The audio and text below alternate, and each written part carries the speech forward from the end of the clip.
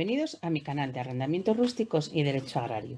Soy Celia Miravalles, abogada de Agronius Castilla y León. Y hoy vamos a hablar de los delitos societarios de las cooperativas agroalimentarias. En este caso en concreto de la negación de información a los socios de una cooperativa agroalimentaria como delito societario de los contemplados en el artículo 293 del Código Penal. Señala este artículo, el 293 del Código Penal, que los administradores de hecho o de derecho de cualquier sociedad y por tanto de cualquier cooperativa agraria o agroalimentaria que sin causa legal negaran o impidieran a un socio el ejercicio de los derechos de información, entre otros, pues serán castigados con una pena de multa de 6 a 12 meses, ¿no? De esta forma, si se dan los requisitos legales, pues los administradores o el presidente de la cooperativa pueden ser condenados como autores de un delito societario por negar a los socios el derecho de información. Por tanto, en primer lugar, quién puede ser autor o quién puede cometer este tipo de delitos? Pues en principio será el que ostente la cualidad de administrador de hecho o de derecho, que muchas veces recae en el presidente y que vendrá establecido en los propios estatutos de la cooperativa agraria o en los acuerdos sociales que lo hayan establecido o determinado. También lo que tenemos que tener en cuenta fundamentalmente es que se cumplan los requisitos necesarios para entender que se comete este tipo de delitos, ¿no?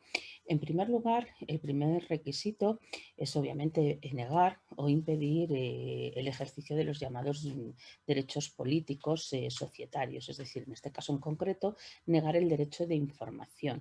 Este derecho viene recogido de forma principal en la Ley de Cooperativas de 1999, en la Ley Estatal, en la Ley Nacional de Cooperativas y, por tanto, recogido en el artículo 16, en la letra G del punto 2. Y lo que nos viene a decir es que los socios tienen derecho a recibir la información necesaria para el ejercicio de sus derechos y el cumplimiento de sus obligaciones, ¿no? Pero también tenemos que tener en cuenta las distintas leyes aprobadas por cada comunidad autónoma, leyes de cooperativas, porque pueden establecer alguna particularidad. Pero básicamente y por regla general todas establecen una serie de documentación o información que tiene derecho el socio a tener o obtener, ¿no? Copia de esas documentaciones. Te recuerdo que te suscribas a este canal de YouTube si te gustan este tipo de vídeos y le des a la campanita para no perderte ningún vídeo. Como decimos, los derechos de información, esa documentación, esa información a la que tiene derecho el socio de una cooperativa serían fundamentalmente tres. En primer lugar, tendría derecho a tener una copia de los documentos sociales, concretamente una copia de los estatutos de la cooperativa y del reglamento de régimen interno, si lo hay en esa cooperativa de la que es socio. Y además, pues a todas las modificaciones que se vayan introduciendo tanto en los estatutos como en el reglamento de régimen interno, ¿no? Además, el socio tiene derecho también a solicitar una copia certificada de los acuerdos de la Asamblea General o del Consejo Rector que le afecten de forma individual, de forma particular a ese socio, ¿no? Y el Consejo Rector, en función del tipo de documentación que sea, pues tiene obligación de dársela en un plazo de 30 o 45 días desde que lo solicita, ¿no? El segundo tipo de documentos a los que tiene o de información a lo que tiene derecho son acceder a los libros de la cooperativa, es decir, tiene derecho a acceder a los libros registro de los socios de la cooperativa, así como al libro de actas de la Asamblea General, ¿no? Y por tanto, además, pues el Consejo Rector tiene obligación, como hemos dicho antes, de darle una copia certificada de los acuerdos que le afecten. El acceso a este tipo de libros, del libro de registro de socios o del libro de actas de la Asamblea, no significa que el socio tenga derecho a coger los libros de la cooperativa y llevárselos a su casa, sino que lo que quiere decir es que el socio tiene derecho a revisarlos, a verlos dentro del domicilio social de la cooperativa, de la propia sede de la cooperativa de la que se trate, ¿no? Y en tercer lugar, Bueno, pues en cuanto a otro tipo de información o documentos a los que tiene derecho el socio, son documentos contables. Es decir, cuando la Asamblea General, conforme al orden del día, tenga que deliberar o tomar decisiones sobre las cuentas del ejercicio económico, estas cuentas, junto con los informes de los interventores o de los auditores, pues tiene que estar a disposición de los socios en la sede social de la cooperativa, ¿no? Del mismo modo, el socio no tiene obligación, no tiene derecho a coger esas cuentas ni esos informes de los auditores y llevárselos a su casa, sino que lo que tiene derecho es a revisarlos dentro de la propia sede del domicilio social de la cooperativa, ¿no? Y desde el día que se publica, o sea, lo que es el orden del día de la convocatoria de la asamblea, hasta la celebración de la misma, ¿no?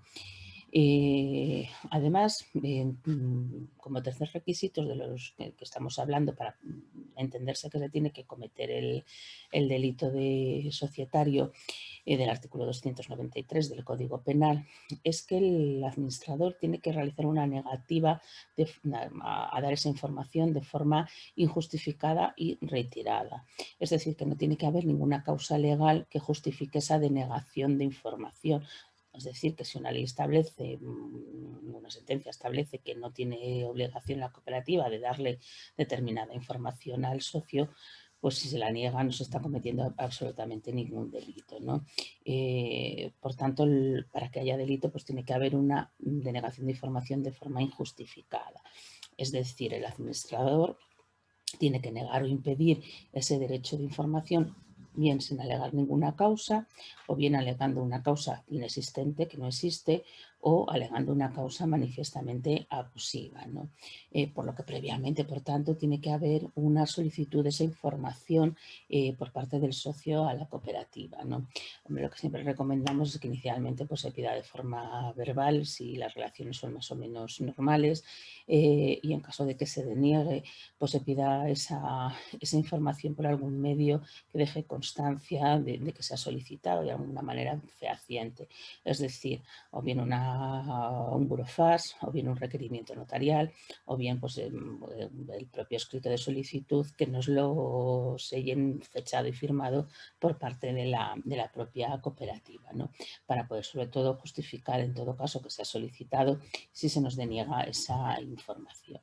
Vale, lo que en todo caso, un retraso moderado en la entrega de esa información, pues eso no sería un delito. Es decir, que si por ejemplo el Consejo Rector tiene un plazo de 45 días para darnos información y tarda 50 o 55 días en dárnoslo, pues a lo mejor no estamos hablando de un delito como tal. Obviamente si ya tarda 3 o 4 meses, pues en ese caso sí habría o se podría entender un delito que está cometiendo un delito, ¿no? Si se cumplen todos los demás requisitos y además sobre todo si se cumple este tercer requisito que vamos a decir, que es que exista dolo, es decir, que exista una intencionalidad por parte del administrador de negar esa información, es decir, que se está negando porque se quiere negar y se quiere, bueno, pues causar un perjuicio lógicamente al socio, ¿no?